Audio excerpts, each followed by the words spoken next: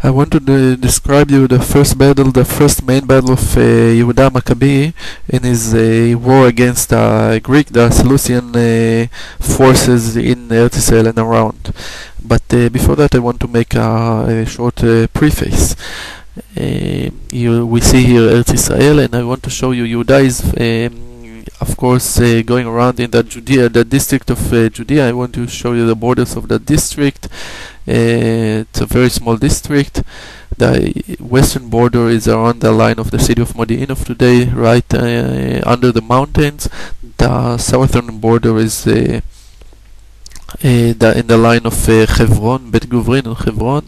The eastern border is the Dead Sea and the Jordan River. The northern border is somewhere in the middle between Judea and Samaria.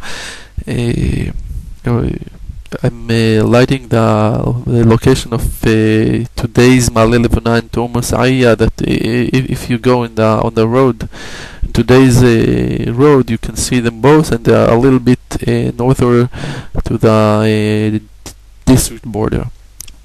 And Yehudah is, as we know, has some small guerrilla groups. They are hiding in the caves, in the mountains, going out day in and day out, fighting the small army groups, Greek army groups in the villages around Modi'in. And they are coming, they are killing the soldiers, they are destroying the altars, and they are going back to their caves to hide. And this really annoys the government, and the governor that is sitting in Shechem decides to send his army, all the troops that he has, to fight with Yehudah. Now, how he is going to do it, I want to show you one more important thing, which is the highway, the main way that is going in this area, and this is the mountain way. The mountain way is a very ancient way, goes on the mountain tops, but not really on the tops, but between the mountain tops, in a way that is very wide, doesn't go too much up or too much down.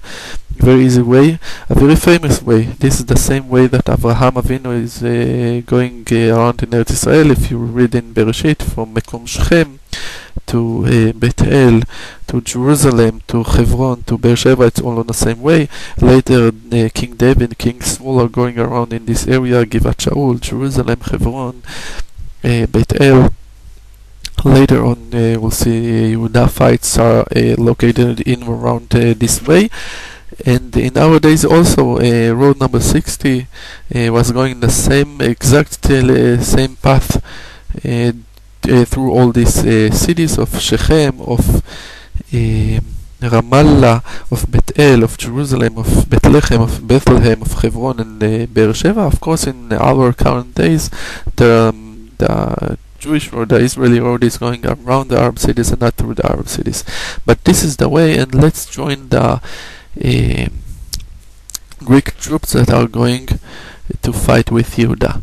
And the Greek troops are going in a phalanx formation. It's a frightening formation.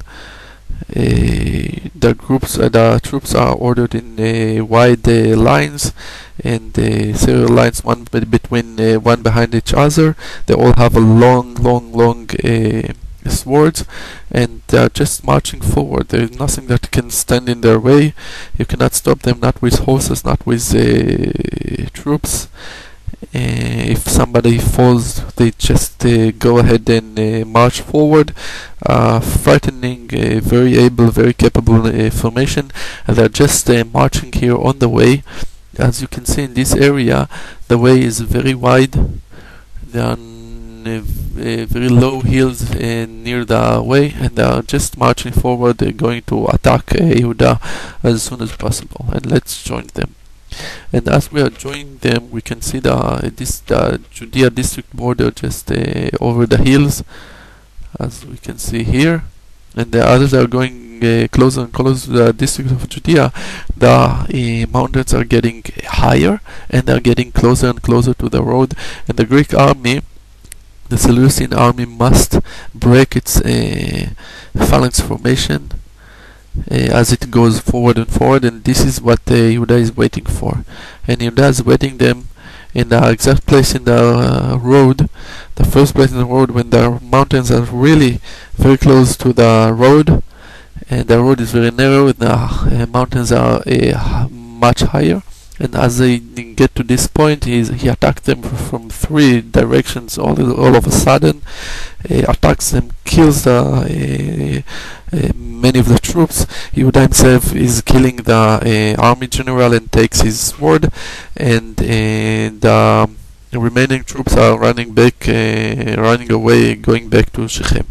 This is a very important victory for Yehudah. First of all, he has a lot of very much needed equipment. Second of all, a very important victory. Will use them to cheer up his troops and to help them to have the spirit in the face of the coming battles.